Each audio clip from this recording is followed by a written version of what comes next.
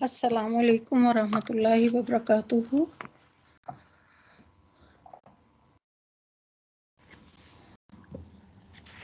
امید ہے آپ سب خیریت سے ہوں گے۔ میں آپ سب کو ICSE کی طرف سے دورہ قرآن میں آپ کو ویلکم کرتی ہوں، خوش آمدید کہتی ہوں۔ امید ہے آپ سب خیریت سے ہوں گے اور اللہ تعالیٰ ہم سب کو خیریت سے رکھیں۔ ہم آج کی اپنی محفل کا آغاز کرتے ہیں اور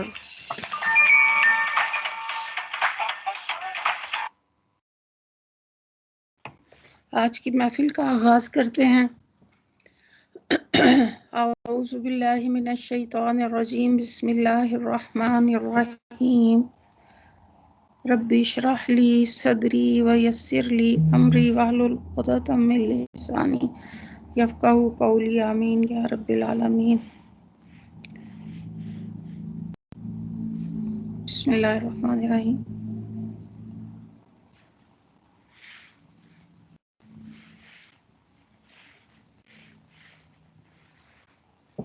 بسم اللہ الرحمن الرحیم۔ الحمد للہ رب العالمین، الرحمن الرحیم، مالک یوم الدین، ایاک نعبد و ایاک نستعین، اهدنا الصراط المستقیم، صراط الذين أنعمت عليهم غير المغضوب عليهم ولا الضالين۔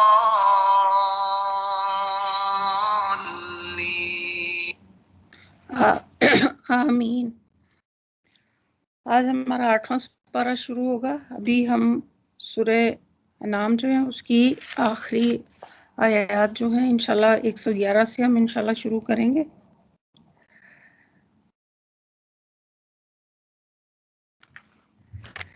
اللہ تعالیٰ سے ہم دعا کرتے ہیں کہ اللہ تعالیٰ ہماری اس محفل کو اس درجے میں قبول کریں جس کی بشارت ہمارے پیارے نبی صلی اللہ علیہ وسلم نے دی ہے، اور ہم جو کچھ اس میں پڑھیں اللہ ہمیں اس پر عمل کرنے کی توفیق عطا فرمائے، سب سے پہلے مجھے پھر آپ سب کو، اور اگر اس میں کوئی کمی بیشی رہ جاتی ہے تو اللہ تعالیٰ ہمیں معاف کریں۔ تھوڑا سا ہم دیکھ لیتے ہیں کہ 7ویں پارے میں 7 پارے میں خاص جو پوائنٹس تھے ہم وہ دیکھ لیتے ہیں کہ کل ہم نے کیا پڑھا تھا، اور دوسرا یہ کہ پچھلی جو آیت ہے اسے بھی دیکھ لیتے ہیں ہم۔ اللہ تعالیٰ فرماتے ہیں رب اشرح لی صدری ویسر لی امری واحلل عقدۃ من لسانی یفقہوا قولی، آمین رب العالمین۔ یہ لوگ کڑی کڑی قسمیں کھا کر کہتے ہیں کہ اگر کوئی نشانی ہمارے پاس آ جائے تو ہم ایمان لے آئیں گے۔ اے محمد صلی اللہ علیہ وسلم ان سے کہو نشانیاں تو اللہ کے پاس ہیں، یعنی نشانی سے مراد ایسا صریحاً معجزہ ہے جسے دیکھ کر آپ صلی اللہ علیہ وسلم کی صداقت اور آپ مامور اللہ ہونے کو مان لینے کے سوا کوئی چارہ نہ رہے، اور اگر کوئی نشانی ہمارے سامنے آ جائے تو ہم ایمان لے آئیں گے، یعنی نشانیوں پیش کرنے اور بنا لانے کی قدرت مجھے حاصل ہی، ان کا اختیار تو اللہ کے پاس ہے۔ آپ صلی اللہ علیہ وسلم، اے محمد صلی اللہ علیہ وسلم ان سے کہو نشانیاں تو اللہ کے پاس ہیں، اور تمہیں کیسے سمجھایا جائے کہ اگر نشانیاں آ بھی جائیں تو یہ ایمان لانے والے نہیں ہیں۔ یہ خطاب مسلمانوں سے جو بےتاب ہو کر تمنا کرتے تھے اور کبھی کبھی زبان سے بھی اس چیز کی خواہش کا اظہار کرتے، کوئی ایسی نشانی ظاہر ہو جائے جس سے ان کے گمراہ بھائی راہ راست پر آ جائیں، یعنی کہ جو لوگ مسلمان ہو چکے تھے اور جو نہیں ابھی ہوئے تھے ان کے لیے وہ تمنا کرتے تھے کہ وہ کوئی معجزہ آ جائے اور وہ ایمان لے۔ آخر تمہیں کس طرح سمجھایا جائے کہ ان لوگوں کا ایمان لانا کسی نشانی کے ظہور پر موقوف نہیں ہے، یعنی کہ جنہوں نے نہیں ماننا انہوں نے نہیں ماننا۔ اور پھر ہمیں خاص طور پہ جو بار بار جو چیز ایک تو درگزر کے بارے میں کہا گیا، اور دوسرا ہم نے یہ پڑھا کہ صبر اور نرمی مومن کی شان ہے اور اس کی اخلاق کا حصہ ہوتی ہے اور اس سے ایمان میں اضافہ کرتی ہے۔ 3 چیزیں صدقہ جاریہ ہیں: اولاد، علم اور خیر کے کام۔ اور پھر غور و فکر کی ہدایت کی گئی، اس میں اللہ سبحانہ تعالیٰ کی معرفت نہ ہونا، وما قدر اللہ حق قدری، یعنی سبحانہ تعالیٰ کی نہ قدری ہے، اللہ کی معرفت حاصل کرنا ضروری ہے، اللہ کو جاننا ضروری ہے، اللہ کی پوری کائنات کے اوپر ہمیں غور و فکر کرنا ہے۔ اللہ کی قدر کرنے کا حق یہ کہ انسان اللہ کی معرفت اختیار کرے۔ اللہ تعالیٰ کی کوئی بات یا دین کی بات سمجھ نہ آئے تو اس پہ استغفار کرے. اور اللہ سبحانہ تعالیٰ، ہم نے یہ بھی پڑھا کہ اللہ تعالیٰ سے جب کوئی دعا مانگتا ہے، اللہ تعالیٰ کی ذات اتنی حیا والی ہے کہ وہ اسے خالی ہاتھ نہیں لوٹاتے، کچھ نہ کچھ اللہ عطا کر دیتے ہیں. اور پھر مومن کی 2 نشانیاں خاص طور پہ اس میں بیان کی گئی جو اس کے اخلاق کا حصہ ہوتی ہیں، صبر اور نرمی. پھر اس کے علاوہ جو شخص علم کے راستے پر چلتا ہے، جنت کا راستہ اللہ تعالیٰ اس کے لیے آسان کر دیتے ہیں. اور جو شخص صبح کے وقت اس لیے مسجد سے نکلا کہ بھلائی سیکھے یا سکھائے، تو اس کے لیے اس حج کو ادا کرنے کی مثالی اجر ہے جس نے اپنا حج مکمل کر دیا. تو آج کی ہم آیات سنتے ہیں، پھر اس کے بعد انشاءاللہ اپنا پروگرام شروع کرتے ہیں.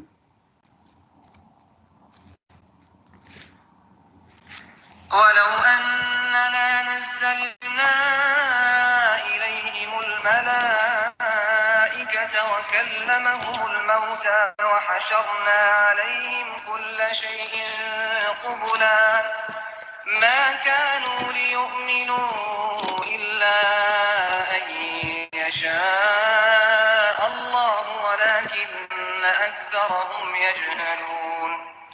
وَكَذَلِكَ جَعَلْنَا لِكُلِّ نَبِيٍّ عَدُوًّا شَيَاطِينَ الْإِنسِ وَالْجِنِّ يُوحِي بَعْضُهُمْ إِلَى بَعْضٍ زُخْرُفَ الْقَوْلِ غُرُورًا وَلَوْ شَاءَ رَبُّكَ مَا فَعَلُوهُ فَذَرْهُمْ وَمَا يَفْتَرُونَ. وَلِتَصْغَىٰ إِلَيْهِ أَفْئِدَةُ الَّذِينَ لَا يُؤْمِنُونَ بِالْآخِرَةِ وَلِيَرْضَوْهُ وَلِيَقْتَرِفُوا مَا هُم مُّقْتَرِفُونَ.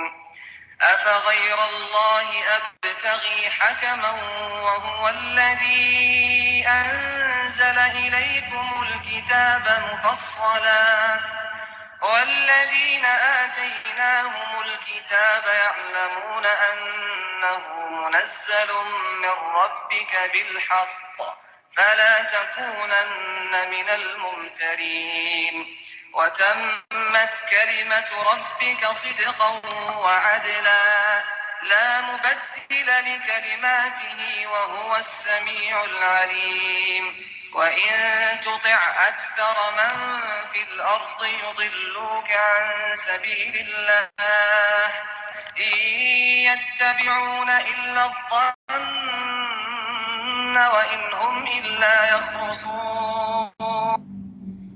اعوذ باللہ من الشیطان الرجیم، بسم اللہ الرحمن الرحیم. ہم اس کا ترجمہ پڑھ لیتے ہیں. اگر ہم فرشتے بھی ان پر نازل کر دیتے اور مردے ان سے باتیں کرتے اور دنیا بھر کی چیزوں کو ہم ان کی آنکھوں کے سامنے بھی جمع کر دیتے، تب بھی یہ ایمان لانے والے نہ تھے، الا یہ کہ مشیت الہی یہی ہو کہ وہ ایمان لے آئیں. مگر اکثر لوگ نادانی کی باتیں کرتے ہیں، اور ہم نے تو اسے اسی طرح ہمیشہ شیطانوں، انسانوں اور شیطان جنوں کو ہر نبی کا دشمن بنایا، جو ایک دوسرے پر خوش آئندہ باتیں دھوکے اور فریب کے طور پر القا کرتے رہتے ہیں. اگر تمہارے رب کی مشیت یہ ہوتی کہ وہ ایسا نہ کریں تو وہ کبھی نہ کرتے، پس تم انہیں ان کے حال پر چھوڑ دو کہ اپنی افطرا پردازیاں کرتے رہیں. یہ سب کچھ ہم انہیں اسی لیے کرنے دے رہے ہیں کہ جو لوگ آخرت پر ایمان نہیں رکھتے ان کے دل خوشنما دھوکے کی طرف مائل ہوں اور وہ اس سے راضی ہو جائیں اور ان برائیوں کا اکتساب کریں جن کا اکتساب کرنا وہ چاہتے ہیں. پھر جب حال یہ ہے کہ کیا میں اللہ کے سوا کوئی اور فیصلہ تلاش کرنے والا تلاش کروں، حالانکہ اس نے پوری تفصیل کے ساتھ تمہاری طرف کتاب نازل کر دی ہے. اور جن لوگوں کو ہم نے تم سے پہلے کتاب دی تھی وہ جانتے تھے کہ یہ کتاب تمہارے رب ہی کی طرف سے حق کے ساتھ نازل ہوئی ہے، لہٰذا تم شک کرنے والوں میں شامل نہ ہو. تمہارے رب کی بات سچائی اور انصاف کے اعتبار سے کامل ہے، کوئی اس کے فرامین کو تبدیل کرنے والا نہیں، اور جو وہ سب کچھ سنتا اور جانتا ہے. اور اے محمد صلی اللہ علیہ وسلم، اگر تم ان لوگوں کی کثرت کے کہنے پر چلو جو زمین میں بستے ہیں تو وہ تمہیں اللہ کے راستے سے بھٹکا دیں گے. وہ تو محض گمان پر چلتے ہیں اور کیا سرائیاں کرتے ہیں.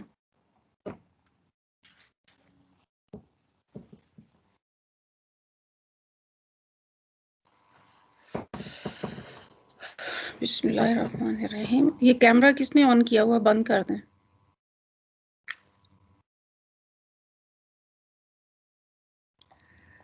اگر ہم فرشتے بھی ان پر نازل کر دیتے ہیں، جہالت انسان کی ہدایت کے راستے میں رکاوٹ بن جاتی ہے، خواہ وہ جذباتی جہالت ہو یا علمی ہو. علم کا نہ ہونا بھی انسان کی ہدایت کے راستے میں رکاوٹ ہے. اسی طرح علم آنے کے بعد بھی اپنی خواہشات کی پیروی کرنا بھی انسان کی ہدایت حاصل کرنے میں رکاوٹ بن جاتا ہے. یہاں پہ یہی کہا جائے، اگر ہم فرشتے بھی نازل کر دیتے اور مردے ان سے باتیں کرتے، دنیا بھر کی چیزیں کو ہم ان کی آنکھوں کے سامنے بھی جمع کر دیتے. جس شخص نے ایمان نہیں لانا وہ کبھی بھی لا کے نہیں دیتا. اس کا تھوڑا بہت اندازہ جو ہے ہر کسی کو ہوتا ہے کہ کوئی صحیح بات اگر کسی کو معلوم ہو اور وہ بتانے لگے تو سامنے والا جو ہے وہ اپنی اس بات کے اوپر اتنا ڈٹا ہوا ہوتا ہے کہ وہ اس کو مان کر کے نہیں دیتا. یعنی ان کے اندر جو ہے جو بھی جہالت ہے وہ اس اور وہ ذہنیت جس طرح وہ کام کر رہے ہیں، انہوں نے پہلی مرتبہ آپ صلی اللہ علیہ وسلم کی دعوت سن کر اسے ماننے سے انکار کر دیا تھا. اس کے نقطۂ نظر میں ابھی تک کوئی تبدیلی واقعہ نہیں ہوئی، اور وہی عقل کا پھیر نظر کا بھینگا پن جو انہیں اس وقت صحیح سمجھنے اور صحیح دیکھنے سے روک رہا تھا، آج بھی ان پر اسی طرح مسلط ہے. پھر آگے اللہ تعالیٰ فرماتے ہیں وَكَذَلِكَ جَعَلْنَا لِكُلِّ نَبِيٍّ عَدُوًّا شَيْطَانًا، اور ہم نے تو اسی طرح ہمیشہ شیطانوں اور انسانوں اور شیاطین جنوں کو ہر نبی کا دشمن بنایا، جو ایک دوسرے پر خوش آئند دھوکے بازی اور فریب کی طور پر القا کرتے رہتے ہیں. یعنی آج اگر شیاطین جن و انس متفق ہو کر تمہارے مقابلے میں ایڑی چوٹی کا، یہاں یہ بتایا جا رہا ہے آپ صلی اللہ علیہ وسلم کو، جو ایڑی چوٹی کا بھی زور لگا رہے ہیں، تو تمہیں گھبرانے کی ضرورت نہیں ہے. یہ کوئی نئی بات نہیں ہے جو تمہارے ساتھ پیش آ رہی ہے. ایسا ہر زمانے میں ہوتا چلا آیا. جب بھی کوئی پیغمبر دنیا کو راہ راست دکھانے کے لیے آیا تو تمام شیطانی قوتیں اس کے مشن کو ناکام کرنے کے لیے کمر بستہ ہو گئیں. اور خوش آئندہ باتوں سے مراد ہے تمام چالیں اور تدبیریں اور شکوک و شبہات اور اعتراضات جن سے یہ لوگ عوام کے دائی حق کو اور اس کی دعوت کے خلاف بھڑکانے اور اکسانے کا کام کرتے ہیں. پھر ان سب کو بحیثیت مجموعی دھوکے اور فریب سے تعبیر کیا گیا ہے، کیونکہ حق سے لڑنے کے لیے جو ہتھیار بھی مخالفین ہیں حق استعمال کرتے ہیں، وہ نہ صرف دوسروں کے لیے بلکہ خود ان کے لیے بھی حقیقت کے اعتبار سے محض ایک دھوکہ ہوتے ہیں، اگر بظاہر وہ ان کو نہایت مفید اور کامیاب ہتھیار سمجھتے ہیں. اور اگر تمہارے رب کی مشیت ہوتی، یہ ہوتی کہ ایسا نہ کریں تو وہ کبھی نہ کرتے. یعنی قرآن کی رو سے اللہ تعالیٰ کی مشیت اور اس کی رضا میں بہت بڑا فرق ہے، جس کو نظر انداز کر دینے سے کچھ غلط فہمیاں پیدا ہو جاتی ہیں کہ کسی چیز کا اللہ کی مشیت اور اس کے اذن کے تحت رونما ہونا لازمی طور پر یہ معنی نہیں رکھتا کہ اللہ اس سے راضی بھی ہے اور اسے پسند بھی کرتا. دنیا میں کوئی بھی واقع ہو، جب تک اللہ کے صدور کا اذن نہ دے، اپنی عظیم الشان اسکیم میں اس کے صدور کی گنجائش نہ نکالے، اسباب کو اس حد تک کر دے کہ وہ واقعہ صادر ہو سکے. کسی چور کی چوری، کسی قاتل کا قتل اور کسی ظالم اور مفسد کا ظلم و فساد اور کسی کافر اور مشرک کا کفر شرک اللہ کی مشیت کے بغیر ممکن نہیں. اسی طرح کسی مومن اور کسی متقی انسان کا ایمان و تقوی میں بھی مشیت الہی کے بغیر محال ہے. دونوں قسم کے واقعات یکساں طور پر مشیت کے تحت رونما ہوتے ہیں، مگر پہلی قسم کے واقعات سے اللہ راضی نہیں ہے، اور اس کے برعکس دوسری قسم کے واقعات کو اس کی رضا اور اس کی پسندیدگی کی سند حاصل ہے. یعنی کہ یہاں پہ یہ چیز واضح کر دی گئی کہ کوئی بھی چیز جو ہے وہ اللہ کے اذن سے کے بغیر نہیں ہوتی. پس تم انہیں ان کے حال پر چھوڑ دو کہ وہ اپنی فرق پردازیاں کرتے رہیں. پھر آگے فرمایا یہ سب انہیں اسی لیے کرنے دے رہے ہیں کہ جو لوگ آخرت پر ایمان نہیں رکھتے اور ان کے دل خوشنما دھوکے کی طرف مائل ہوں، وہ اس سے راضی ہو جائے اور ان برائیوں کا وہ ارتکاب کریں جن کا ارتکاب وہ کرنا چاہتے ہیں. یعنی اللہ تعالیٰ کو تسلی، اللہ تعالیٰ آپ صلی اللہ علیہ وسلم کو اس آیت میں تسلی دے رہے ہیں کہ جس طرح ہم نے آپ کے دشمن بنا دیا ہے، آپ کی یہ دعوت کو ٹھکراتے ہیں اور آپ سے حسد کرتے ہیں، تو یہ ہماری سنت ہے. ہم نے ہر نبی کے پیچھے اس بستی کے نوجوان طاقتور لوگ جو تھے لگا دیے ان کے پیچھے. ہم مخلوق کی طرف بھیجتے ہیں، دشمن مقرر کر دیتے ہیں، اور پھر انہیں ایک دوسرے کو غلط کاموں میں مدد دیتے ہیں اور ایک دوسرے کو چکنی چپڑی باتیں کرتے متاثر کرتے ہیں، ایسے طریقے سے بات کرتے ہیں کہ دوسرے لوگ ان سے دھوکہ کھا جائیں اور سیدھے سادے لوگ ان کے آگے جھک جائیں، کیونکہ وہ حقیقت کو جانتے نہیں ہیں تو اور نہ وہ باطل کو اور حق کو سمجھنے کی صلاحیت رکھتے ہیں۔ پھر آگے اللہ تعالیٰ کہتے ہیں اے نبی صلی اللہ علیہ وسلم، پھر جب یہ حال ہے تو کیا میں اللہ کے سوا کوئی اور فیصلہ تلاش کروں، حالانکہ اس نے پوری تفصیل کے ساتھ تمہاری طرف کتاب نازل کر دی۔ اس فقرے میں آپ صلی اللہ علیہ وسلم اور خطاب مسلمانوں سے مطلب یہ کہ جب اللہ نے اپنی کتاب میں صاف صاف یہ تمام حقیقتیں بیان کر دی ہیں اور یہ بھی فیصلہ کیا ہے کہ فوق الفطری مداخلت کے بغیر حق پرستوں کو فطری طریقوں ہی سے غلبہ حق کی جدوجہد کرنی ہوگی، تو کیا اب میں اللہ کے سوا کوئی اور ایسا صاحب امر تلاش کروں جو اللہ کے اس فیصلے پر نظر ثانی کرے اور کوئی معجزہ بھیجے جس سے یہ لوگ ایمان لانے پر مجبور ہو جائیں؟ اور جن لوگوں کو ہم نے کتاب دی تھی وہ جانتے ہیں کہ یہ کتاب تمہارے رب کی طرف سے حق کے ساتھ نازل ہوئی ہے، لہٰذا تم شک کرنے والوں میں سے نہ ہو جاؤ۔ یعنی یہ کوئی نئی بات نہیں ہے جو واقعات کی توجیہ آج گھڑی گئی ہے، تمام وہ لوگ جو کتب آسمانی کا علم رکھتے ہیں اور جنہیں انبیاء علیہ السلام کے مشن سے واقفیت حاصل ہے، اس بات کی شہادت دیں گے کہ یہ جو کچھ قرآن میں بیان کیا جا رہا ہے ٹھیک ٹھیک امر حق ہے، اور وہ ازلی اور ابدی حقیقت جس میں کبھی کوئی فرق نہیں آیا۔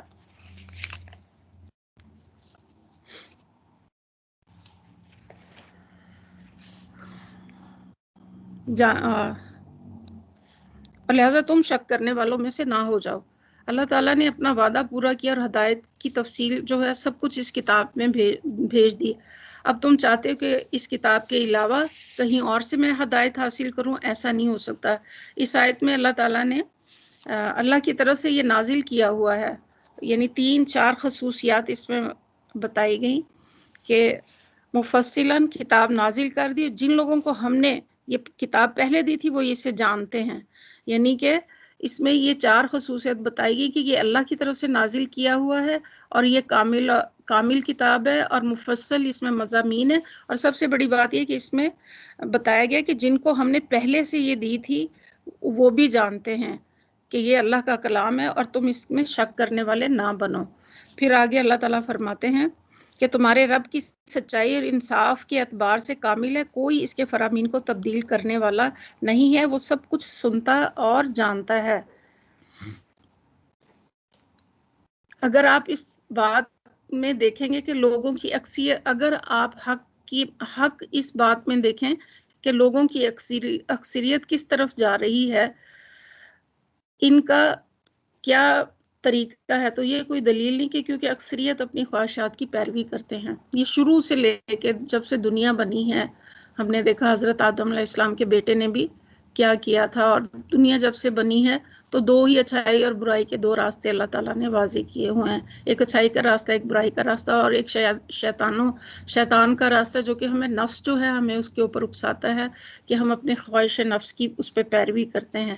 تو یہاں پہ اللہ تعالیٰ فرماتے ہیں کہ تمہارے رب کی بات سچائی اور انصاف کے اعتبار سے کامل ہے۔ یہاں پہ اللہ تعالیٰ پھر اس کے کامل ہونے کی بات کر رہے ہیں اور سچا ہے، کوئی اس فرامین کو نہ تو تبدیل کرنے والا ہے اور وہ سب کچھ سنتا اور جانتا ہے، کیونکہ یہ لوگ تو خود بہکے ہوئے ہیں، اسی لیے وہ آپ کو بھی بہکا دیں گے اور ان کے پاس چند خوبصورت خیالات کے سوا کچھ نہیں۔ حقیقت کا علم اللہ تعالیٰ کے پاس ہے، اسی لیے جو شخص ہدایت کا پیروکار ہو اسے چاہیے کہ 2 چیزوں کو مضبوطی سے تھام لے۔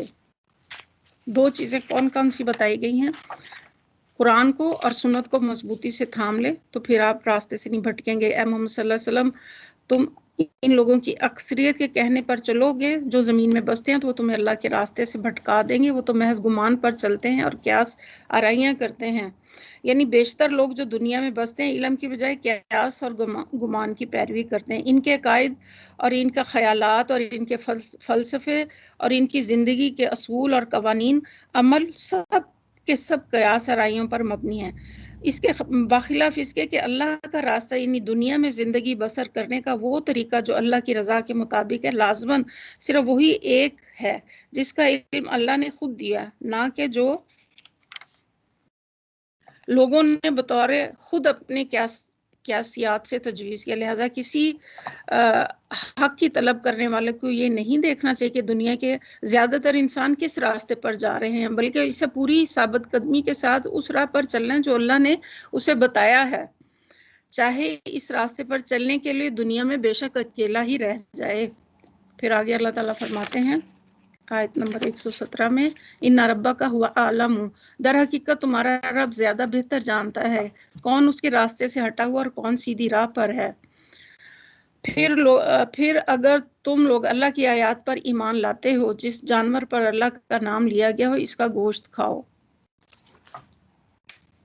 اس کا گوشت کھاؤ. آخر کیا وجہ ہے کہ تم وہ چیز نہ کھاؤ جس پر اللہ کا نام نہ لیا گیا ہو، حالانکہ جن چیزوں کا استعمال حالت استقرار کی دوسری حالتوں میں اللہ نے حرام کیا اس کی تفصیل وہ تمہیں بتا چکا ہے. آپ صلی اللہ علیہ وسلم کے جو دشمن تھے مکہ میں، وہ یہ اعتراض کرتے تھے کہ جس کو آپ مار کے کھاتے ہیں اس کو حلال سمجھتے ہیں، اور جس کو اللہ مار دیتا ہے یعنی وہ اپنی طبعی موت مر جاتا ہے اس کو حرام قرار دے دیتے ہیں.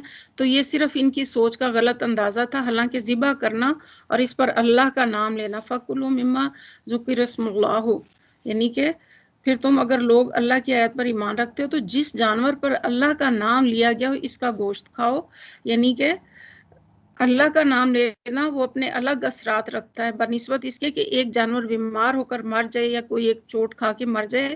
اس موت کے اثرات کچھ اور طرح کی ہوتی ہیں، اس گوشت کو کھانے کے اثرات بھی پھر الگ ہوں گے. لیکن انہوں نے اپنی بات کو بڑا خوبصورت بنا کر، اور بظاہر دیکھنے میں یہ بہت متاثر کن لگتی ہے کہ اگر وہ طبعی موت مر جاتا تو وہ حلال نہیں ہے، اور اگر تم اسے مارتے ہو تو وہ حلال ہے.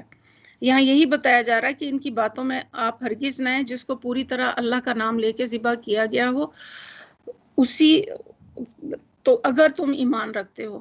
بات یہ ہے کہ ہمیں بھی یہ سنت میں ہے کہ بسم اللہ پڑھ کے ہم اپنا کھانا شروع کریں، اور اللہ تعالیٰ اس کھانے کے اندر جو برے اثرات ہوتے ہیں وہ ہم سے دور کر دیتے ہیں، جو اچھے ہوتے ہیں وہ ہمارے جسم کا حصہ بن جاتے ہیں. تو اسی آیت سے ہی علماء نے اس طرح تفسیر میں بیان کیا کہ اللہ کے نام لیے بغیر کھانا شروع نہ کریں، بسم اللہ پڑھ کے ہم اگر کھانا شروع کریں. بہت ساری چیزیں اس میں دیکھنے کی ہیں. پھر آگے اللہ تعالیٰ فرماتے ہیں بہت سے لوگ پھر یہ کہ جو بغیر علم کے محض خواہشات کے پیچھے لگ کر دوسروں کو بھی بہکاتے اور اپنی خواہشات کی پیروی کرنا چاہتے ہیں، تو باقی لوگ بھی ان کے پیچھے چلیں. وہ اپنی خواہشات کو بہت خوبصورت الفاظ میں بیان کر کے دوسروں کو بھی اپیل کرتے ہیں، کبھی غفلت میں اور کبھی خواہشات کی پیروی میں قرآن و سنت کی تعلیمات کو نہ جاننے کی وجہ سے ان کے پیچھے چل پڑتے ہیں. ہمیں یاد رکھنا چاہیے کہ اپنی پسند ناپسند پر چلنا گمراہی کا سبب بھی ہو سکتا ہے، اور ہدایت کے لیے اللہ اور اس کے رسول کو پسند ناپسند کو دیکھنا لازمی ہے. بعض اوقات انسان خواہشات کی بنا پر کسی چیز سے محبت رکھنا ہدایت سے دوری کا سبب بھی بن سکتا ہے، کہ بعض اوقات ہم ایسے کام کرتے ہیں جو ہمارے لیے ہدایت سے دوری کا سبب بن سکتے ہیں. اس لیے یہاں پہ اس آیت میں خاص طور پہ یہ فرمایا گیا. بکثرت لوگوں کا حال یہ ہے کہ علم کے بغیر محض اپنی خواہشات کی گمراہ کن باتیں بیان کرتے. ان حد سے گزرنے والوں کو تمہارا رب خوب جانتا ہے، اور تم کھلے گناہوں سے بھی بچو اور جو چھپے ہوئے گناہ ہیں ان سے بھی بچو. جو گناہ کا ارتکاب کرتے ہیں وہ اپنی کمائی کا بدلہ پا کریں گے. اور جس جانور کو اللہ کا نام لے کر ذبح نہ کیا گیا اس کا گوشت نہ کھاؤ، ایسا کرنا فسق ہے. شیاطین اپنے ساتھیوں کے دلوں میں شکوک و اعتراضات القا کرتے ہیں تاکہ وہ تم سے جھگڑا کریں. یعنی حضرت عبداللہ ابن عباس روایت کرتے کہ علماء یہود جوہلا عرب کو نبی کریم صلی اللہ علیہ وسلم پر اعتراض کرنے کے لیے سوال سکھایا کرتے تھے. پھر آگے فرمایا اگر تم ان کی اطاعت قبول کر لی تو یقیناً تم مشرکوں میں سے ہو جاؤ گے. یعنی ایک طرف اللہ کی خداوندی کا اقرار کرنا، دوسری طرف اللہ سے پھرے ہوئے لوگوں کے احکامات پر چلنا اور ان کے مقرر کیے ہوئے طریقوں کی پابندی کرنا شرک ہے. توحید یہ کہ زندگی سراسر اللہ کی اطاعت میں بسر ہو. اللہ کے ساتھ اگر دوسروں کو مستقل بذات متع مان لیا تو یہ اعتقادی شرک ہے. اگر عملاً ایسا لوگوں کی اطاعت کی جائے تو اللہ کی ہدایت سے بے نیاز ہو کر خود اس کے یعنی کہ ہم شرک میں مبتلا ہو جائیں گے. اور شرک کی جو تعریف ہے اللہ تعالیٰ قیامت کے دن جو ہیں شرک کرنے والوں کی طرف بالکل دیکھیں گے بھی نہیں. اور شرک فی الذات ہے، اللہ کی صفات میں بھی ہے، عبادات میں بھی ہے، اور شرک کی بہت سی قسمیں ہیں، شرک خفی بھی ہے اور شرک جلی بھی ہے۔ آج کل جیسے میں نے پہلے بھی بتایا تھا کہ لوگ شرک جلی نہیں کرتے، لیکن خفی شرک جو ہے اس سے ہمیں بچنے کی خاص طور پہ علماء جو ہیں بہت زیادہ تاکید کرتے ہیں کہ ہمارے دل میں خاص طور پہ کوئی ہم ایسی نیکی کا کام کرتے ہیں، اسے ظاہر کرنے کے لیے ریا آ جاتی ہے، پھر اس میں اس کا حصہ ہو جاتا ہے جتنا کسی کو ہم دکھا کے لیے کرتے ہیں۔ اسی طرح نماز کو لمبا کر دینا۔ پھر دوسرا میں نے یہ کہا تھا کہ دوسرا یہ مفسرین نے بتایا کہ اگر اذان کا وقت ہوا اور نماز کا وقت ہے اور آپ نہیں اٹھے کہ بھئی اس وقت طبیعت جو ہے وہ سستی کر رہی ہے، تو آپ نے اپنے جو آپ کا ہوائے نفس ہے اس کی آپ نے پیروی کی اور اسے آپ نے اپنا الہ بنا لیا، تو یہ عبادات میں شرک ہو جاتا ہے۔ اسی طرح ہمیں خاص طور پہ ان چیزوں کا بھی خیال رکھنا چاہیے کہ اگر شوہر ہمیں کسی غیر شرعی بات کا حکم دے تو ہمیں اسے نہیں ماننا، کیونکہ ہمارا الہ تو اللہ ہے۔ اللہ سے اگر ہمیں محبت ہے، کیونکہ مومن جو ہوتا ہے وہ اللہ سے بہت شدید تر، والذین آمنوا اشد حبا للہ، مومن اللہ سے بہت زیادہ محبت کرتا ہے۔ پھر آگے اللہ تعالیٰ فرماتے ہیں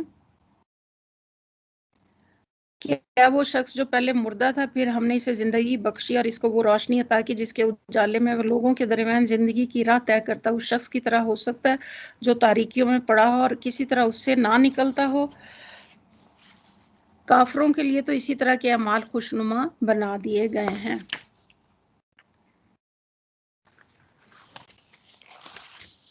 خوشنما بنا دیے گئے ہیں۔ یہاں پہ اللہ تعالیٰ دیکھیں فرماتے ہیں کافروں کے لیے تو اسی طرح ان کے اعمال خوشنما بنا دیے گئے، اور اسی طرح ہم نے ہر بستی میں ان کے بڑے بڑے مجرموں کو لگا دیا کہ وہاں اپنے مکر و فریب کا جال پھیلائیں، اور دراصل وہ اپنے فریب کے جال میں آپ پھنستے ہیں مگر انہیں اس کا شعور نہیں ہے۔ پھر آگے اللہ تعالیٰ فرماتے ہیں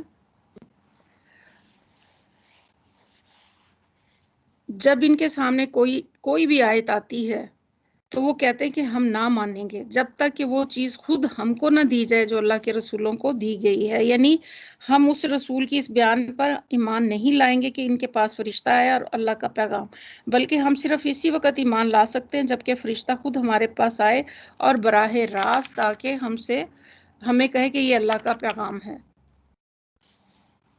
اللہ زیادہ بہتر جانتا ہے کہ وہ اپنی پیغمبری کا کام کس سے لے اور کس طرح لے۔ قریب ہے کہ وہ وقت جب یہ مجرم اپنی مکاریوں کی پاداش میں اللہ کے ہاں ذلت اور سخت عذاب سے دوچار ہوں گے۔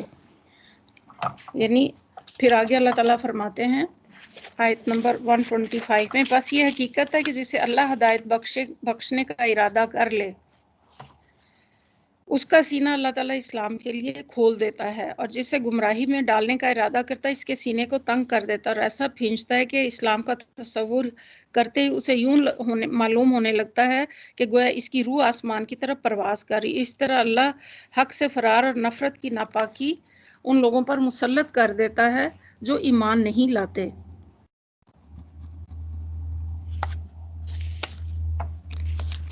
ہدایت دو طرح کی ہوتی ہے، ایک ہدایت ارشادی اور دوسری ہدایت توفیقی ہے۔ ہدایت ارشاد جو تعلیم کی شکل میں ہے اور جو کائنات کی نشانیوں کی شکل میں، یہ سب انسانوں کے لیے برابر ہے، لیکن بہت سے لوگ اس ہدایت کو دیکھنے کے باوجود، پڑھنے کے باوجود، سننے کے باوجود اس پر عمل نہیں کرتے۔ تو یہ توفیق جسے مل جاتی ہے وہ توفیق در اصل کیا کرتی کہ اس کے سینے میں وسعت پیدا کر دیتی ہے کہ انسان اللہ کی بات سنتا ہے اور اس کا دل کھلا ہوتا ہے اور وہ خوشی سے سنتا ہے۔ تو جس کے ساتھ اللہ تعالیٰ بھلائی کا ارادہ کرتا ہے اللہ تعالیٰ اس کو دین کی سمجھ عطا فرما دیتا ہے، اور جسے اللہ تعالیٰ گمراہ کرنا چاہتا ہے اس کے سینے میں گھٹن پیدا کر دیتا ہے۔ پر دوسرا معنی یہ کہ جیسے کوئی اڑنے کی کوشش کرے، یہ قرآن کا جب انسان بلندی کی طرف بڑھتا ہے تو اب تو سائنس نے بھی یہ پروف کر دیا کہ آکسیجن نہیں ہوتی تو سانس گھٹنے لگتا ہے۔ تو قرآن کا معجزہ یہ ہے کہ یہ 1400 سال پہلے بات بتائے گی کہ اوپر جانے سے سینہ گھٹتا ہے۔ دوسرے معنی یہ کہ جیسے کوئی اڑنے کی کوشش کرتا ہے جو کہ بڑی مشکل کام ہے، یعنی ایسے شخص کے لیے پھر ہدایت کی طرف آنا اور اس پر چلنا اتنا ہی مشکل ہے جیسے چلنے کی بجائے اڑنا مشکل ہوتا ہے۔ تو یہ چیزیں جو ہیں، آپ ایسی محفلوں میں بھی بیٹھے ہیں، قرآن سنیں، دین کی باتیں سنیں، احادیث اللہ کے نبی صلی اللہ علیہ وسلم کی سنیں، یا اس وقت صحابہ کرام کے اوپر جو وقت آیا تھا، جو مشکلات تھیں، جن مشکلات میں وہ گھرے ہوئے تھے یا فکر و فاقے میں ہوتے تھے، اگر یہ تمام چیزیں سننے کے بعد بھی ہمارا مطلب کہ بھلائی کی باتیں سننے کے باوجود بھی ہمارا دل اس سے گھٹتا ہے، تو یہ علامت جو ہے ہمارے لیے بڑی خطرناک ہے۔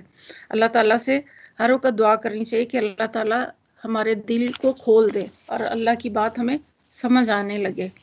جو ایمان رکھتا ہے اس کو اللہ کی باتوں کی سمجھ اور حکمت بھی سمجھ آنے لگتی ہے، اور وہ اس پر خوش ہوتا ہے کہ اللہ نے میرے لیے ایک راستہ کھول دیا۔ وَهَذَا صِرَاطُ رَبِّكَ مُسْتَقِيمًا، حالانکہ یہ راستہ تمہارے رب کا سیدھا راستہ ہے، سیدھا راستہ، اور اس کے نشانات ان لوگوں کے لیے واضح کر دیے گئے ہیں جو نصیحت کرتے ہیں، ان کے لیے اور ان کے رب کے پاس سلامتی کا گھر ہے۔ اور یہاں پہ سینہ کھول دینے سے مراد اسلام کی صداقت پر پوری طرح مطمئن کرنا، شکوک و شبہات اور تذبذب تردد کو دور کر دیتا ہے۔ سلامتی کا گھر یعنی جنت، جہاں انسان ہر آفت سے محفوظ اور ہر خرابی سے مامون ہوگا، اور وہاں پہ کبھی بھی پھر انسان بیمار بھی نہیں ہوگا، اور جیسے کہ قرآن پاک میں ہم پڑھتے ہیں کہ وہاں پہ ہر شخص جو ہے جوان رہے گا، کوئی تکلیف اسے نہیں چھوئے گی، ہر قسم کا آرام ہوگا، وہ جس چیز کی خواہش کرے گا اسے وہ فوراً مل جائے گی۔ یہ تمام چیزیں جو ہیں اللہ تعالیٰ نے وہاں پہ جنت میں ہمارے لیے رکھی ہوئی ہیں۔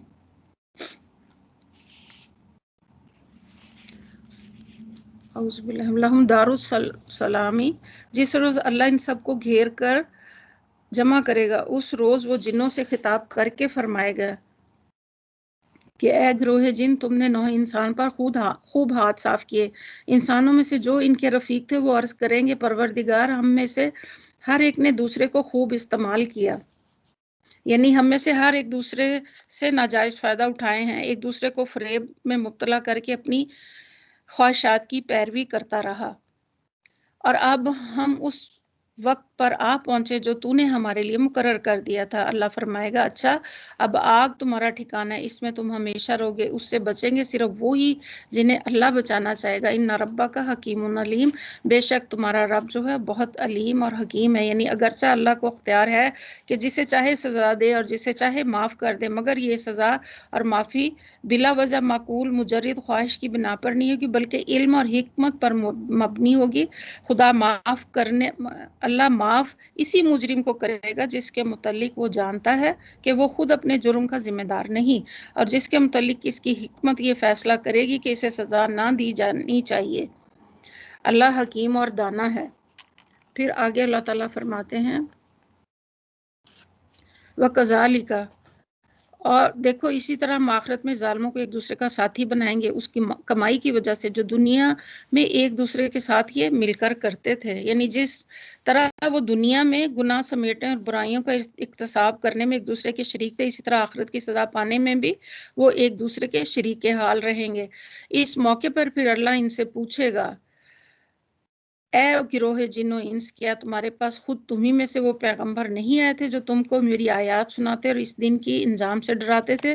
وہ کہیں گے ہاں، ہم اپنے خلاف خود گواہی دیتے ہیں، یعنی ہم اقرار کرتے ہیں کہ ہم آپ کی طرف سے رسول پر رسول آتے اور ہمیں حقیقت سے خبردار بھی کرتے رہے، مگر یہ ہمارا قصور ہے کہ ہم نے ان کی بات نہ مانی۔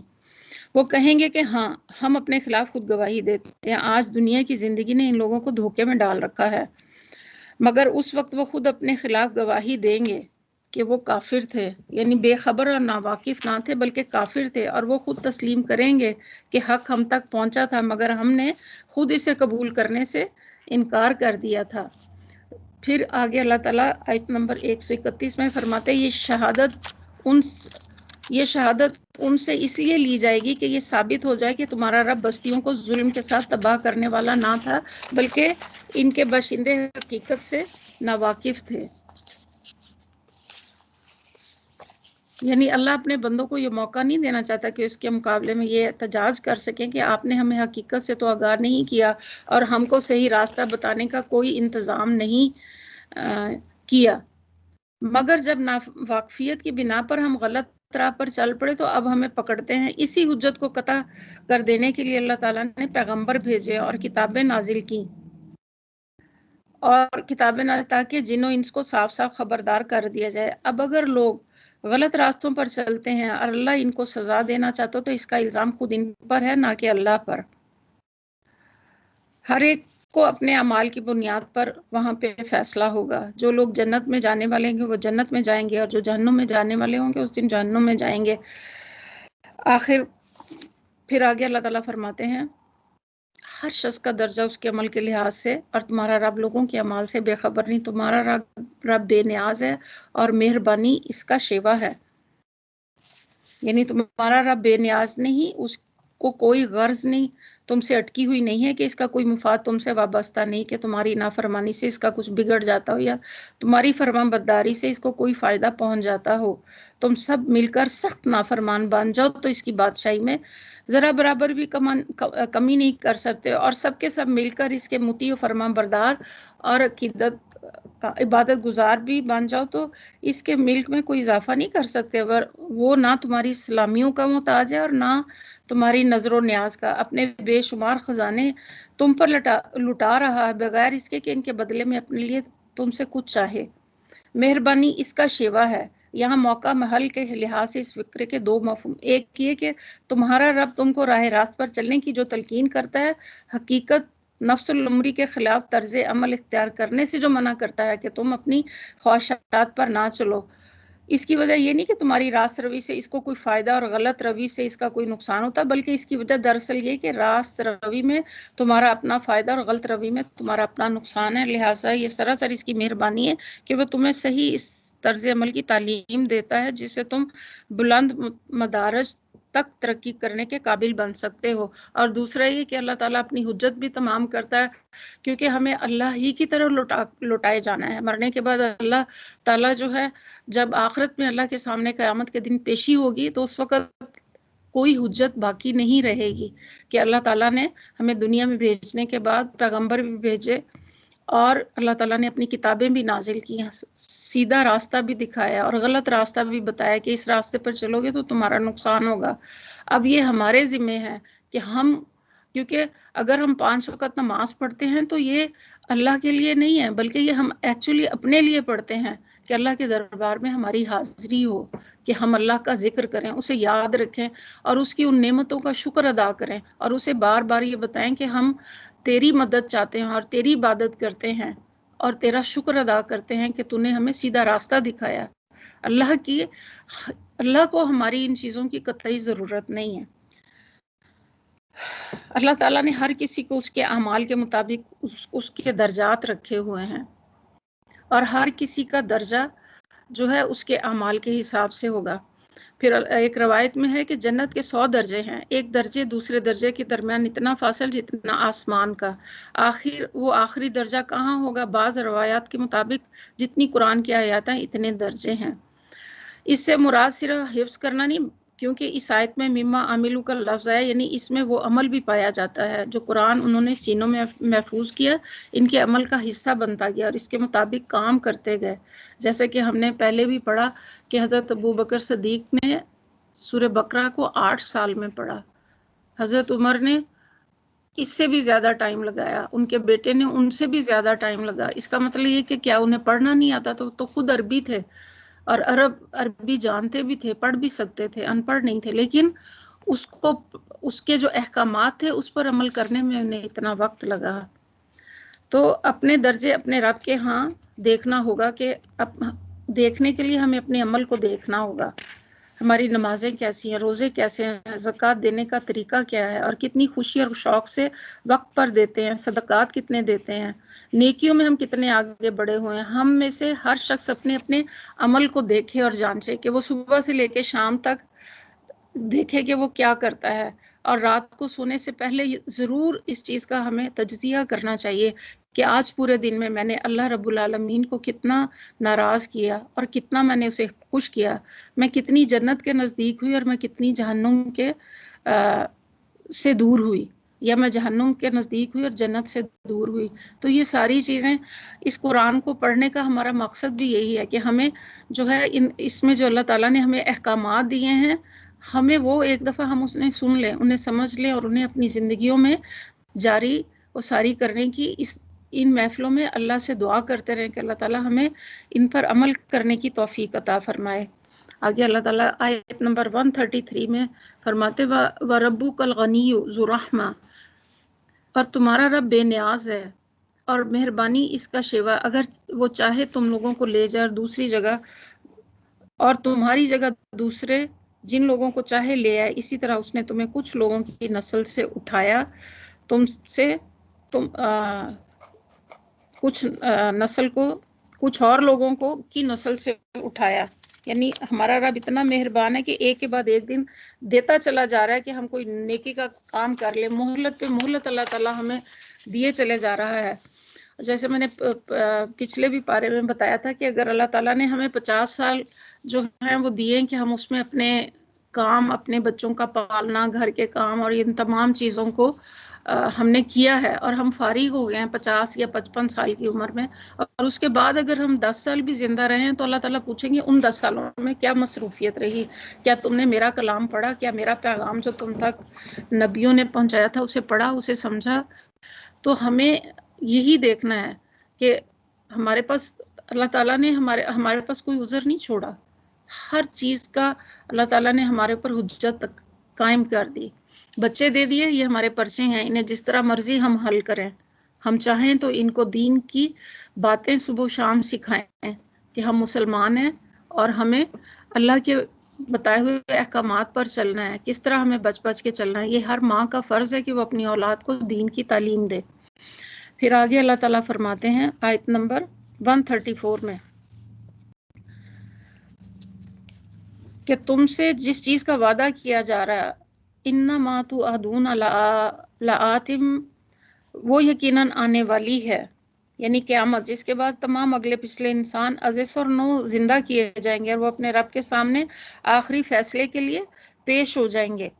اے محمد صلی اللہ علیہ وسلم, اور تم خدا کو عاجز کر دینے کی طاقت نہیں رکھتے. اے محمد صلی اللہ علیہ وسلم کہہ دو کہ لوگوں تم اپنی جگہ عمل کرتے رہو اور میں بھی اپنی جگہ عمل کرتا ہوں. یعنی اگر میرے سمجھانے سے تم نہیں سمجھتے اور اپنی غلط روی سے باز نہیں آتے تو جس راہ پر تم چل رہے ہو چلے جاؤ اور مجھے اپنی راہ چلنے کے لیے چھوڑ دو. انجام کچھ ہوگا وہ تمہارے سامنے آ جائے گا, وہ میرے بھی سامنے آئے گا. عنقریب تمہیں معلوم ہو جائے گا کہ انجام کار کس کے حق میں بہتر ہے. بہرحال یہ حقیقت ہے کہ ظالم کبھی بھی فلاح نہیں پا سکتے. پھر آگے اللہ تعالیٰ فرماتے ہیں وَجَعَلُوا لِلَّهِ مِمَّا زَرَعَ مِنَ الْحَرْثِ, ان لوگوں نے اللہ کے لیے خود اسی کی پیدا کی ہوئی کھیتیوں اور مویشیوں میں سے ایک حصہ مقرر کیا ہے اور کہتے ہیں کہ یہ اللہ کے لیے ہے, بزم خود, اور یہ ہمارے ٹھہرائے ہوئے شریکوں کے لیے ہے.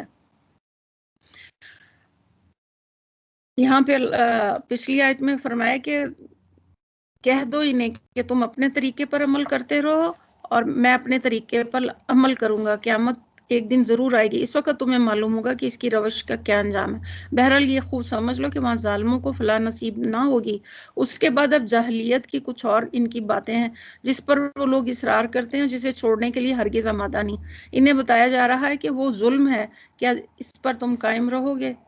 اس بات کے وہ خود بھی قائل تھے کہ اللہ کی زمین اللہ کی ہے اور کھیتیاں بھی وہی اگاتا ہے, نیز ان جانوروں کا خالق بھی اللہ ہی ہے جن سے وہ اپنی زندگی میں خدمت لیتے ہیں. لیکن ان کا تصور یہ تھا کہ ان پر اللہ کا یہ فضل ان دیویوں اور دیوتاؤں اور فرشتوں اور جنات اور آسمانی ستاروں اور بزرگان سلب کی ارواح کے طفیل انہیں ملتے ہیں جو ان پر نظر کرم رکھتے. اسی لیے وہ اپنی کھیتیوں کی پیداوار اپنے جانوروں میں سے 2 حصے نکالتے تھے, ایک اللہ کے لیے اور ایک ان کے لیے, ان کا شکریہ ادا کرنے کے لیے.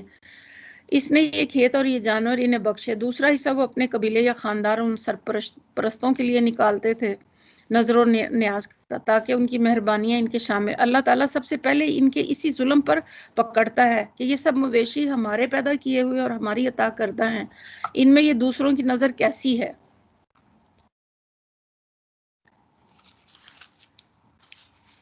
پھر آگے اللہ تعالیٰ فرماتے ہیں شریکوں، پھر جو حصہ ان کے ٹھہرے شریکوں کے لیے وہ تو اللہ کو نہیں پہنچتا، مگر جو اللہ کے لیے ہے وہ ان کے شریکوں کو پہنچ جاتا ہے۔ کیسے برے فیصلے یہ کرتے ہیں، یعنی اب جو حصہ ان کے شریکوں کا ہوتا وہ اللہ کے حصے میں شامل نہ ہو سکتا تھا، کیونکہ وہ ان کے درمیان تقسیم ہوتا تھا، اور اللہ کے نام پر جو تھا وہ غریبوں میں تقسیم ہوتا۔ تو کبھی ایسا ہوتا کہ اللہ کے نام والے حصے میں کبھی کمی ہوتی ہے، وہ اس کو پورا نہیں کرتے تھے، لیکن اگر بتوں کے حصے میں کمی ہوتی تو پھر اس صورت میں اللہ کے حصے میں سے لے کر اس کمی کو پورا کرتے تھے۔ اسی طرح بہت سے مشرکوں نے اپنی اولاد کے قتل کا خوشنما بنا دیا، وَكَذَلِكَ زُيِّنَ، اور اسی طرح بہت سے مشرکوں کے لیے ان کے شریکوں نے اپنی اولاد کے قتل کو خوشنما بنا دیا تھا۔ یہاں شریکوں کا لفظ ایک دوسرے معنی میں استعمال ہوا ہے کہ شریک کے لفظ سے تعبیر کیا گیا کہ ان کے معبود تھے جن کی برکت یا سفارش یا توسط سے یہ لوگ نعمت کے اصول میں مددگار سمجھتے تھے، اور شکر نعمت کے استحقاق میں انہیں اللہ کے ساتھ حصہ دار بناتے تھے۔ اس آیت میں شریک سے مراد وہ انسان اور شیاطین جنہوں نے قتل اولاد کو ان لوگوں کی نگاہ میں ایک جائز اور پسندیدہ فعل بنا دیا تھا تاکہ ان کو ہلاکت میں مبتلا کر دیں۔ اور قتل اولاد کے 3 طریقے ان میں رائج تھے، عربوں میں رائج تھے۔ نمبر 1 لڑکیوں کا قتل اس خیال سے کہ ان کا داماد نہ بنے۔ نمبر 2 بچوں کا قتل اس خیال سے کہ ان کی پرورش کا بار نہ اٹھایا جائے اور ذریعہ معاش کی کمی کے سبب وہ ناقابل برداشت بوجھ بن جائیں۔ اب اگر ہم دیکھیں یہاں پہ بھی تو استغفر اللہ، ہمارے اندر بھی یہ چیزیں ساری آ چکی ہیں کہ ہم اولاد جو ہے زیادہ، یہاں پہ یہ دیکھیں کہ بچوں کا قتل اس خیال سے کہ ان کی پرورش کا ایک تو بوجھ نہ اٹھایا جائے، اور دوسرا ذرائع معاش کی کمی کے سبب سے وہ قابل برداشت بوجھ بن جائیں۔ بچوں کو اپنے معبودوں کی پھر خوشنودی کے لیے بھی وہ بھیڑ چڑھاتے تھے۔ تو اولاد کو صرف اس سورہ بنی اسرائیل میں بھی ہم پڑھیں گے انشاءاللہ کہ اولاد کو اسی لیے پیدا نہ کرنا کہ ایک تو ان کو پالنے کی اور ان کی تعلیم کا خرچہ ہم کیسے اٹھائیں گے اور ان کا کھانا پینے کا انتظام کیسے کریں گے۔ جو اللہ ہمیں رزق دے رہا ہے وہ اللہ انہیں بھی رزق دے گا۔ جس اللہ نے ہمارے سدھارنے کے لیے اور ہمیں ہماری طریقہ زندگی کو صحیح طرح ہمیں گزارنے کے لیے اللہ تعالیٰ نے مواقع دیے ہیں، اسی طرح اللہ تعالیٰ ان بچوں کو بھی وہ مواقع ضرور فراہم کرے گا انشاءاللہ، جو ہم اس وجہ سے پیدا نہیں کرتے کہ ہمارے پاس اتنا وقت نہیں ہوتا کہ ہم اپنے بچوں کو پال سکیں۔ اللہ تعالیٰ آگے فرماتے ہیں ان پر ان کے دین کو مشتبہ بنا دیتے ہیں، اگر اللہ چاہتا تو یہ ایسا نہ کرتے، لہٰذا انہیں چھوڑ دو، اپنی افطرا پردازیوں میں یہ لگے رہیں، یعنی کہ جو کچھ یہ کرتے ہیں یہ کرتے رہیں، انہیں ان کے حال پر چھوڑ دیا جائے۔ پھر آگے اللہ تعالیٰ فرماتے ہیں وَقَالُوا هَٰذِهِ أَنْعَامٌ وَحَرْثٌ، اور کہتے ہیں یہ جانور یہ کھیت محفوظ ہیں، انہیں صرف وہی لوگ کھا سکتے ہیں جنہیں ہم کھلانا چاہیں، حالانکہ یہ پابندی ان کی خود ساختہ ہے۔ پھر کچھ جانور جن پر سواری اور بار برداری حرام کر دی گئی، کچھ جانور جن پر اللہ کا نام نہیں لیتے، یہ سب کچھ انہوں نے اللہ پر جھوٹ باندھا، ان قریب اللہ انہیں ان کے جھوٹ کا بدلہ دے گا۔ پھر آگے فرماتے کہتے ہیں کہ جو کچھ جانوروں کے پیٹ میں ہے یہ ہمارے مردوں کے لیے مخصوص ہے اور ہماری عورتوں پر حرام ہے، لیکن اگر وہ مردہ ہوں تو تم دونوں اس کے کھانے میں شریک ہو سکتے ہو۔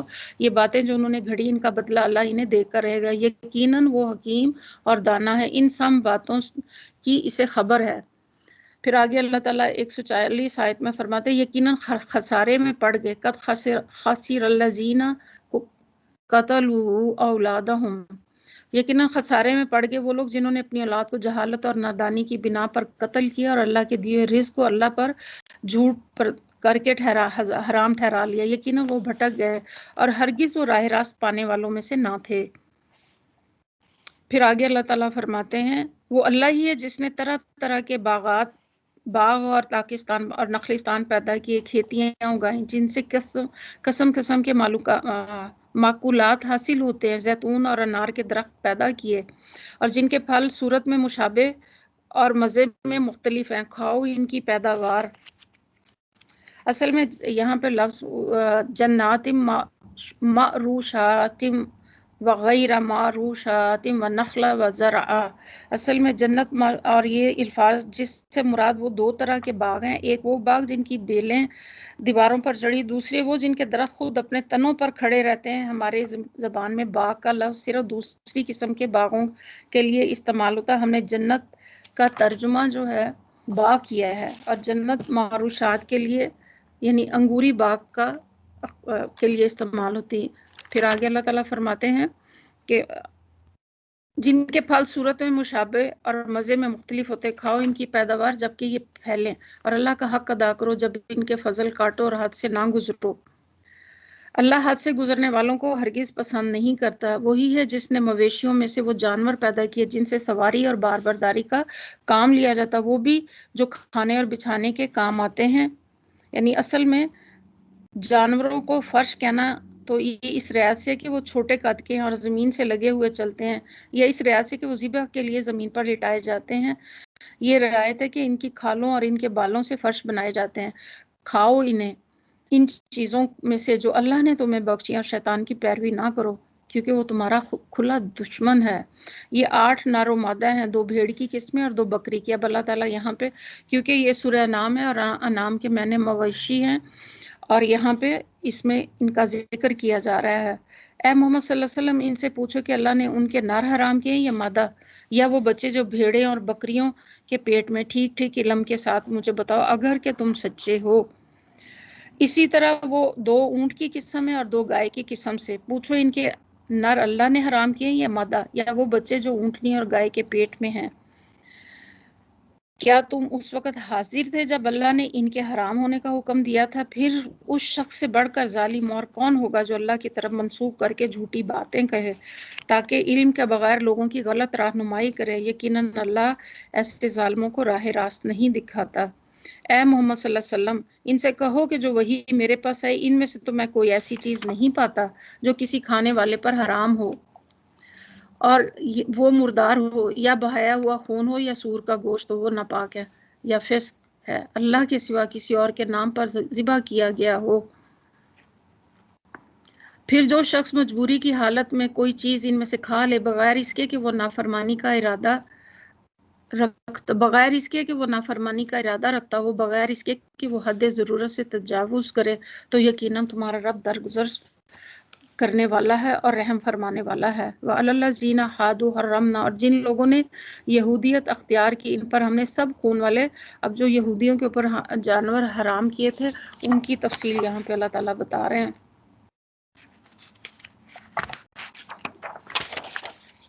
146 آیت ہے وَعَلَى الَّذِينَ، یہ وہ چیزیں ان پر حرام نہیں، یہ چیزیں ان پر اصلاً حرام نہیں تھی لیکن ان کی سرکشی کی وجہ سے اللہ تعالیٰ نے ان پر حرام کر دی تھی۔ ان پر ہم سب ناخن والے جانور اور گائے اور بکری کی چربی بجوز اس کے جو ان کی پیٹھ یا ان کی آنتوں سے لگی ہوئی ہڈی سے لگی رہ جائے، یہ ہم نے ان کی سرکشی کی سزا انہیں دی تھی اور ان کے اوپر حرام کر دی تھی۔ ان آیات میں مسلسل حلال اور حرام کی باتیں ہو رہی کیونکہ یہ ہمارے دین کا حصہ ہے، اور دین اسلام ایک مکمل دین ہے۔ یہ کھانے پینے کے معاملات میں بھی ہماری رہنمائی کرتا ہے۔ پھر آگے فرمایا اور یہ جو کچھ ہم کہہ رہے ہیں بالکل سچ کہہ رہے ہیں، اور اگر وہ تمہیں جھٹلائیں ان سے کہہ دو کہ تمہارے رب کا دامن رحمت وسیع اور وہ مجرموں سے اس کے عذاب کو پھیرا نہیں جا سکتا۔ یعنی اگر اب بھی تم نافرمانی کی روش سے باز آ جاؤ اور بندگی کے صحیح رویے کی طرف پلٹ آؤ تو اپنے رب کے دامن رحمت کو اپنے لیے کشادہ پاؤ گے۔ اب اگر اسی مجرمانہ اور باغیانہ روش پر تم اڑے رہو گے تو خوب جان لو کہ اس کے غضب سے پھر کوئی تمہیں بچانے والا نہیں ہے۔ پھر آگے اللہ فرماتے ہیں یہ مشرک لوگ تمہاری باتوں کے جواب میں ضرور کہیں گے لو شاء اللہ ما اشرکنا ولا آباؤنا ولا حرمنا من شیء، ضرور کہیں گے کہ اگر اللہ چاہتا ہو تو ہم نہ شرک کرتے۔ یہ دلیل اور یہ بات اکثر لوگ کرتے ہیں اپنے غلط اعمال کو درست ثابت کرنے کے لیے۔ اللہ چاہتا ہو تو ہم بھی نمازیں پڑھتے، جب اللہ چاہے تو ہم بھی پڑھیں گے۔ آپ کب چاہیں گے؟ جو اللہ چاہتا ہے۔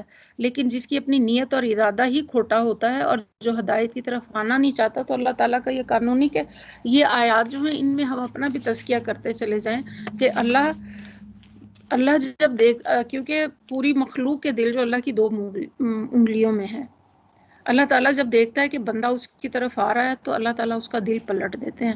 اللہ نیتوں کے حال جانتے ہیں. جب آپ کی نیت، جب میری نیت، ہم سب کی نیت یہ ہو کہ ہم نے نیک کام کرنا ہے تو اللہ اس راستے پہ ہمارے لیے آسانی کر دیتے ہیں. اور اگر ہم برائی کے راستے پہ چلیں گے تو ہمارے لیے اس میں آسانی کر دیں گے. اور ویسے بھی برے راستے پر چلنا تو آسان ہے. نماز پڑھنے کے لیے اٹھنا، وضو کرنا مشقت نہیں ہے. یہ ہم اپنے لیے پڑھتے ہیں اور اس کی رضا کے لیے، اس کی خوشنودی کے لیے پڑھتے ہیں. پھر یہ کہتے ہیں کذالک کذب الذین من قبلہم حتی ذاقوا بأسنا، اور ہمارے باپ دادا اور نہ ہم کسی چیز کو حرام ٹھہراتے. ایسی باتیں بنا کر اس سے پہلے لوگوں نے بھی حق کو جھٹلایا تھا، یہاں تک کہ آخر کار ہمارے عذاب کا مزہ انہوں نے چکھ لیا.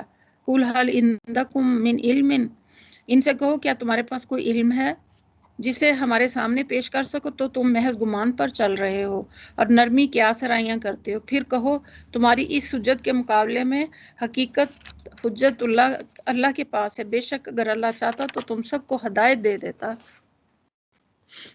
یعنی اللہ چاہتا تو زبردستی ان کو دلائل کا قائل کر، لیکن یہ اس کا طریقہ نہیں ہے. اللہ کی یہ سنت نہیں کہ اللہ زبردستی کسی کو راہ راست پر لے آئے جب تک کہ اس کی اپنی خواہش نہ. اس نے انسان کو آزادی رائے اور عقل دے رکھی تاکہ انسان سوچ سمجھ کر اور عقل کی روشنی میں خود اپنے صحیح راستے کا متعین کرے. ان سے کہو ان سے کہو کہ لاؤ اپنے گواہ جو اس بات کی شہادت دیں کہ اللہ ہی نے ان چیزوں کو حرام کیا. پھر اگر وہ شہادت دے دیں تو تم ان کے ساتھ شہادت نہ دینا. یعنی اگر وہ شہادت کی ذمہ داری کو سمجھتے اور جانتے کہ شہادت اسی بات کی دینی چاہیے جس کا آدمی کو علم ہو، تو پھر کبھی یہ شہادت دینے کی جرت نہ کریں گے کہ کھانے پینے پر یہ جو پابندیاں ان لگائی گئی تھیں یہ اللہ نے لگائی یا انہوں نے خود اس طرح کی حرکتیں کی. ہرگز ان لوگوں کی خواہشات کے پیچھے نہ چلنا جنہوں نے ہماری آیات کو جھٹلایا اور جو آخرت کے منکر ہیں، جو دوسروں کو اپنے رب کا ہمسر بناتے ہیں. پھر اللہ تعالیٰ آگے فرماتے ہیں اے محمد صلی اللہ علیہ وسلم انہیں کہو میں تمہیں سناؤں تمہارے رب نے تم پر کیا پابندیاں عائد کی ہیں. اب یعنی تمہارے رب کی عائد کی ہوئی پابندیاں وہ ہیں جن میں تم گرفتار ہو، بلکہ اصل پابندیاں یہ جو اللہ نے انسانی زندگی کے لیے عائد کی ہمیشہ سے. سب سے پہلی پابندی کیا ہے؟ یہ کہ اس کے ساتھ کسی کو شریک نہ ٹھہراؤ، یعنی اللہ کی ذات میں کسی کو شریک نہ ٹھہراؤ. یہ پابندی ہے، نہ اس کی صفات میں، نہ اس کے اختیارات میں، اور نہ ہی اس کے حقوق میں. پھر آگے کیا کہا؟ وبالوالدین احسانا، اور اپنے والدین کے ساتھ احسان کا رویہ رکھو. اللہ تعالیٰ کی ذات میں شرک، اس کی الوہیت میں کسی کو حصے دار بنانا، یہ شرک فی الذات ہے. اور صفات میں یہ کہ خدائی صفات جیسے خدا کے لیے ویسے اس میں سے کسی صفت کو دوسرے کے لیے قرار دینا. تیسرا اختیارات میں شرک ہے کہ خدا کے ہونے کی حیثیت جو اختیارات صرف اللہ کے لیے خاص ہیں ان کو ان میں سے کسی کو اللہ کے سوا کسی اور کے لیے تسلیم کیا جائے. یعنی کسی اور دعائیں مانگنا اور قسمتوں کو بنانا بگاڑنا، نیز حرام اور حلال، جائز ناجائز حدود مقرر کرنا. اور حقوق میں شرک یہ ہے کہ اللہ کے ہونے کی حیثیت سے بندوں پر اللہ کے جو مخصوص حقوق ہیں وہ ان میں سے کوئی حق اللہ کے سوا کسی اور کے لیے مانا جائے. مثلا رکوع اور سجود، قیام، سلام، آستانہ بوسی، شکر نعمت یا اعتراف، برتری کے لیے نظر و نیاز اور قربانی، قضاء حاجات اور رفع مشکلات کے لیے منت، مصائب مشکلات میں مدد کے لیے پکارا جانا، اور ایسی پرستش اور تعظیم و تمجید جو دوسری تمام صورتیں اللہ کے لیے مخصوص ہے. اسی طرح محبوب ہونا کہ اس کی محبت پر دوسری سب محبتیں قربان کی جائیں. تقوی و خشیت ہونا کہ غیب و شہادت میں اس کی ناراضگی اور اس کے حکم کے خلاف ورزی سے ڈرا جائے. یہ اللہ کے حقوق میں شرک ہے. پھر آگے اللہ تعالیٰ فرماتے ہیں کہ اور اپنی اولاد کو موصلی کے ڈر سے قتل نہ کرو، ہم تمہیں بھی رزق دیتے ہیں اور ان کو بھی رزق دیں گے. پھر نمبر 4 کہا کہ اور بے شرمی کی باتوں کے قریب بھی نہ جاؤ، اور وہ خواہ وہ کھلی ہوں یا چھپی ہوں. یعنی فواحش کا لفظ استعمال ہوا ہے کہ برائی بالکل واضح. قرآن میں زنا، عمل قوم لوط، برہنگی، ننگا پن، جھوٹی تہمت، باپ کی منکوحہ سے نکاح کرنے کو فاحش اعمال پر شمار کیا. حدیث میں چوری اور شراب نوشی اور بھیک مانگنے کو من جملہ فواحش کہا گیا. اس طرح تمام شرمناک افعال میں اس میں داخل ہیں. پھر آگے اللہ تعالیٰ فرماتے ہیں کہ اور کسی جان کو ولا تقتلوا النفس التي حرم اللہ الا بالحق، ہلاک نہ کرو مگر حق کے ساتھ، یعنی انسانی جان جو اصل خدا کی طرف سے حرام ٹھہرائی گئی ہلاک نہ کی جائے مگر حق کے ساتھ۔ یہ ان کے سوالوں کا جواب دیا گیا ہے کہ تم نے اپنے اوپر کیا، تمہارے اوپر کس چیز کی تمہیں پابندی کرنے کا کہا گیا تھا، یہ باتیں جن کی ہدایت اس نے تمہیں کی ہے شاید تم سمجھ سے کام لو۔ اور پھر چھٹا کیا ہے، اور یہ کہ تم یتیم کے مال کے قریب نہ جاؤ مگر اس طریقے سے یہاں تک کہ وہ اپنے سن رشد کو پہنچ جائے، اور ناپ تول میں پورا انصاف کرو۔ ہم ہر شخص پر ذمہ داری کا اتنا ہی بار ڈالتے ہیں جتنا اس کے حق میں ہے، یعنی شریعت الہی کا ایک مستقل اصول ہے، لیکن یہاں اس کے بیان کا مقصد یہ کہ جو شخص اپنی حد تک ناپ تول اور لین دین کے معاملات میں راستی اور انصاف سے کام لینے کی کوشش کرے وہ اپنی ذمہ داری سے سبکدوش ہو جائے گا، بھول چوک جو ہے وہ معاف ہے۔ اور پھر 8واں، جب بات کہو انصاف کی کہو، خواہ معاملہ اپنے رشتہ داروں ہی کا کیوں نہ ہو، اور اللہ کے عہد کو پورا کرتے رہو، یعنی کہ اللہ کے عہد کے بارے میں یہاں پہ کہا گیا کہ اس کے عہد کو پورا کرتے۔ اللہ کے عہد سے مراد وہ ہے جو انسان نے اپنے رب سے کیا، اور جو بھی اللہ کا نام لے کر بندوں سے کرے، اور وہ بھی جو انسان اللہ، وہ بھی اور جو انسان اور اللہ، اور انسان کے درمیان اس وقت تک آپ سے آپ بندھ جاتا ہے جس وقت ایک شخص اللہ کی زمین میں ایک انسانی سوسائٹی کے اندر پیدا ہوتا ہے، یعنی کہ دونوں عہد شعوری طور پر۔ پھر آگے فرمائے ان باتوں کی ہدایت اللہ نے تمہیں اس لیے کی کہ تم اس کی نصیحت قبول کرو۔ وَأَنَّ هَذَا صِرَاطِي مُسْتَقِيمًا فَاتَّبِعُوهُ وَلَا تَتَّبِعُوا السُّبُلَ فَتَفَرَّقَ بِكُمْ عَنْ سَبِيلِهِ، نیز اس کی ہدایت یہ کہ میرا سیدھا راستہ، لہٰذا تم اسی پر چلو اور دوسرے راستوں پر نہ چلو، وہ اس کے راستے سے ہٹا کر تمہیں پراگندہ کر دیں گے۔ یہ ہے وہ ہدایت جو تمہارے رب نے تمہارے لیے کی، شاید کہ تم کجروی سے بچو۔ پھر آگے فرمایا ثم آتینا موسیٰ الکتاب، پھر ہم نے موسیٰ کو کتاب عطا کی جو بھلائی کی روش اختیار کرنے والے انسان پر نعمت کی تکمیل اور ہر ضروری چیز کی تفصیل اور سراسر ہدایت اور رحمت تھی، اور اسی لیے بنی اسرائیل کو دی گئی تھی کہ شاید لوگ اپنے رب کی ملاقات پر ایمان لے آئیں۔ رب کی ملاقات پر ایمان لانے سے مراد اپنے آپ کو اللہ کے سامنے جواب دہ سمجھنا اور ذمہ دارانہ زندگی بسر کرنا۔ یہاں پر بنی اسرائیل میں اس کتاب کی حکیمانہ تعلیمات سے ذمہ داری کا احساس بیدار ہو جائے۔ دوسرا یہ کہ عام لوگ اس اعلیٰ درجے کی نظام زندگی کا مطالعہ کر کے نیکوکار انسانوں میں اس نعمت ہدایت اور اس رحمت کے اثرات دیکھ کر یہ محسوس کریں کہ انکار آخرت کی غیر ذمہ دارانہ زندگی کے مقابلے میں وہ زندگی ہر اعتبار سے بہتر ہے جو اقرار آخرت کی بنیاد پر ہے۔ پھر آگے اللہ تعالیٰ فرماتے ہیں وَهَذَا کتابٌ، اور اسی طرح یہ کتاب ہم نے وَهَذَا کتابٌ أَنزَلْنَاهُ مُبَارَكًا، اور اسی طرح یہ کتاب ہم نے نازل کی، ایک بابرکت کتاب ہے، پس تم اس کی پیروی کرو اور تقوی کی روش اختیار کرو، بعید نہیں کہ تم پر رحم کیا جائے۔ اور اب تم یہ نہیں کہہ سکتے کہ کتاب تو ہم سے پہلے 2 گروہوں کو بھی دی گئی تھی اور ہم کو کچھ خبر نہ تھی کہ وہ کیا پڑھتے پڑھاتے تھے۔ اب تم یہ بہانہ بھی نہیں کر سکتے کہ اگر ہم پر کتاب نازل کی گئی ہوتی تو ہم اس سے زیادہ راست رو ثابت ہوتے۔ تمہارے پاس تمہارے رب کی طرف سے ایک روشن دلیل ہے۔ فمن اظلم ممن کذب بآیات اللہ، ایک روشن دلیل اور ہدایت ہے۔ اب اس سے بڑھ کر کون ظالم ہوگا جو اللہ کی آیات کو جھٹلائے اور اس سے منہ موڑے، یعنی اللہ کی آیات سے مراد اس کے وہ ارشادات ہیں جو قرآن کی صورت میں لوگوں کے سامنے پیش کیے جا رہے ہیں، اور وہ نشانیاں جو آپ صلی اللہ علیہ وسلم کی شخصیت اور آپ پر ایمان لانے والوں کی پاکیزہ زندگی میں نمایاں نظر آ رہی ہیں۔ کیا اب لوگ اس چیز کے منتظر ہیں کہ ان کے سامنے فرشتے آ کھڑے ہوں، یا تمہارا رب خود آ جائے، یا تمہارے رب کی بعض نشانیاں نمودار ہو جائیں؟ جس روز تمہارے رب کی بعض مخصوص نشانیاں نمودار ہو جائیں گی، پھر کسی ایسے شخص کو اس کا ایمان کچھ فائدہ نہ دے گا جو پہلے ایمان نہ لایا ہو، جس نے اپنے ایمان میں کوئی بھلائی اور نہ کمائی۔ اے محمد صلی اللہ علیہ وسلم ان سے کہہ دو کہ اچھا تم انتظار کرو اور ہم بھی انتظار کرتے ہیں۔ ان الذین فرقوا دینہم وکانوا شیئا لست منہم فی شیء، جن لوگوں نے اپنے دین کو ٹکڑے ٹکڑے کر دیا اور گروہ گروہ بن گئے، یقیناً ان میں سے تمہارا کوئی واسطہ نہیں ہے۔ آپ صلی اللہ علیہ وسلم کو کہا جا رہا ہے ان کا معاملہ تو اللہ کے سپرد ہے۔ وہی ان کو بتایا گیا کہ انہوں نے کیا کیا، اور جو اللہ کے حضور نیکی لے کر آئے گا اس کے لیے 10 گنا اجر ہے، جو بدی لے کر آئے گا اس کو اتنا ہی بدلہ دیا جائے گا جتنا اس نے قصور کیا، اور وہ کسی پر ظلم نہیں کیا جائے گا۔ پھر آگے اللہ تعالیٰ فرماتے ہیں قل اننی ہدانی ربی الی صراط مستقیم دینا قیما ملت ابراہیم حنیفا وما کان من المشرکین۔